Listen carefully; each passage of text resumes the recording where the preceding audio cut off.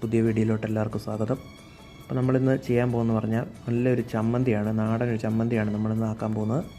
നല്ല ചൂട് ചോറും നല്ല കപ്പയ്ക്കൊക്കെ പറ്റിയ ചമ്മന്തിയാണ്, നല്ല ടേസ്റ്റാണ്. അപ്പോൾ അതിന് വേണ്ട ഇൻഗ്രീഡിയൻസ് ഒക്കെ ഞാൻ പറഞ്ഞുതരാം. ആദ്യമായി വേണ്ടത് ഒരു വത്തലമുളക്, ഉണക്കമുളകെന്നും പറയും, അതൊരു 5-6 എണ്ണം വേണം. പിന്നെ ഒരു 6-7-8 വെളുത്തുള്ളി, 8-9 ചെറിയുള്ളി. വലിയുള്ളി എടുക്കാൻ, ചെറിയുള്ളിയാണ് ഏറ്റവും ടേസ്റ്റ്. പിന്നെ ഒരു പിടി വാളംപുളി, നിങ്ങളുടെ കണക്കിന് പുളി എടുക്കാവുന്നതാണ്.